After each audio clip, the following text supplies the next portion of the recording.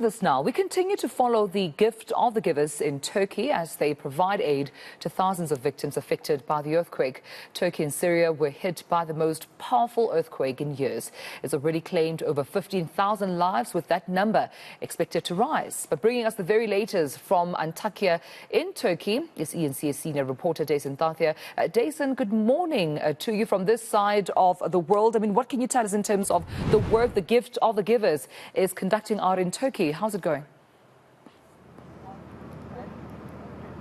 Well, Tumela, I can tell you that the Gift of the Givers team, which left South Africa on Tuesday, is finally that much closer to getting down to the work that they intended to do here in Turkey.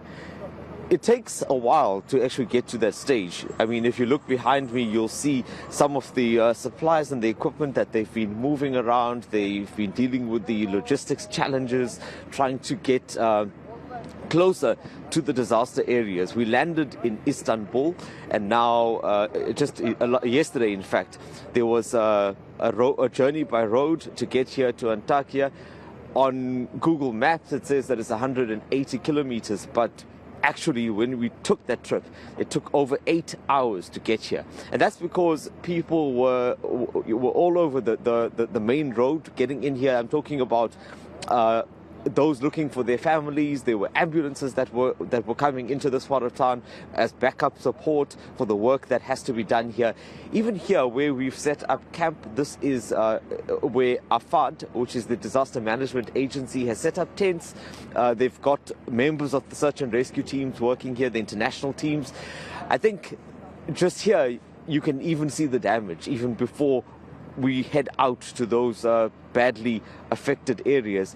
It shows what is in store. It shows the extent of the effect of the earthquakes. Last night, team members here were also talking about tremors that they had felt, obviously milder ones, but it still is very much a concerning place to be for them. They will have a safety officer that will be going out with the team members shortly. There's lots of activity here now as they prepare. But I'm going to now bring in... So sorry to interrupt. I know that you are busy. It's Ahmed Bam, who's with Gift of the Givers. Ahmed, I'm bringing you into the conversation because you're leading the team. I know that some of them will be going out now to begin that work, but there's a lot more to do than just that. Thank you so much, Dasen, for having me on. Yeah, as we know, we can see it's very extreme conditions that we're working under as well here. Really cold and a lot of destruction in the area as well. We just had to make sure coming here, reaching this area, it's been quite a challenge with Team 1 and us arriving last night as well. So today we're focusing on logistics, making sure our tents, our camp is up and running. Our one team is going to be going out to assist in search and rescue efforts because they are still pulling a lot of survivors out. Last night coming here as well, we've seen a lot of search and rescue teams working out at those hours of the night up until 12 o'clock, pulling out different victims. It's a buzz. People are going out trying to help rescue as much people as they can.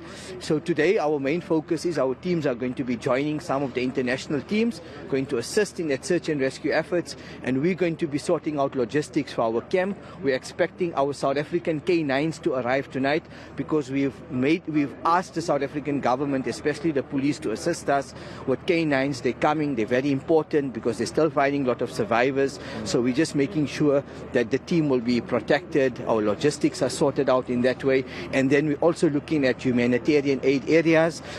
Our strong South African 35-man medical team is on standby. We're going to be engaging now with the authorities locally to try and say where can we put our medical team as well, and then they can focus. Are you talking potentially, sorry to interrupt, but are you talking about a field hospital? About a field hospital as well. There isn't a field hospital in this area, and we're going to be looking for that as well so that our team can come and assist here. But if there's an existing hospital that's not so damaged, then we can just fall all our medical teams in here. But for now, search and rescue is a priority at the moment, and our teams are going out and assisting to find people alive under the rubble.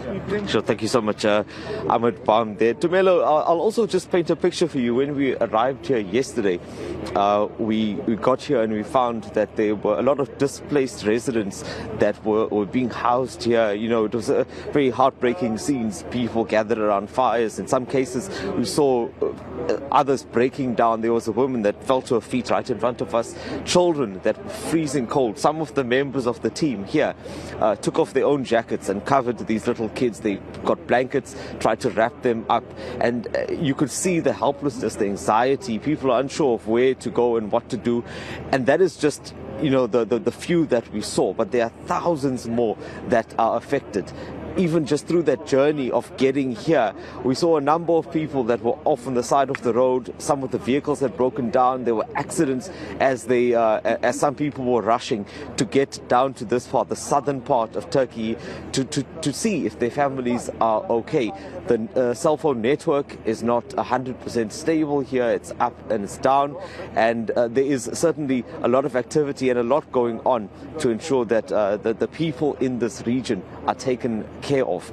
But right now, the main priority, as you heard there, is to try to get to those survivors, those people that are still going to make it out of this earthquake alive. Yeah. And just before I let you go, Dasen, perhaps keep us up to speed with how the numbers are looking. I mean, from this side of the world, we're reporting 15,000 deaths recorded so far. I can only imagine that number increasing.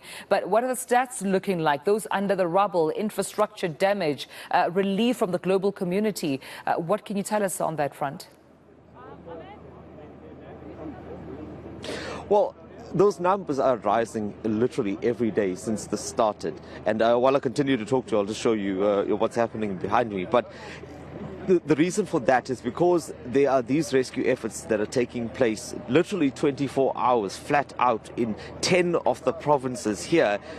You'll find that the numbers are jumping significantly by 1,000 or 2,000, and that's why you're finding that more, unfortunately, the death toll continues to rise. And that's exactly something that, you know, we need to also discuss soon, because the window period for those survivors that we spoke about now is starting to close. The reality is that apart from the destruction and the damage, this is also a bitterly cold area. It is extremely icy cold. You're talking about temperatures of 0 and 1 degree. That is those are conditions that you know, very few people can survive for a long period of time, especially being in those conditions and being exposed to that. All right, we'll leave it there, Dasen. As soon as the other developments, we'll be sure to come back to you and catch up with you, colleague. Thank you so much to our senior reporter, Dasen Thathiah, out in Antalya in Turkey. All right.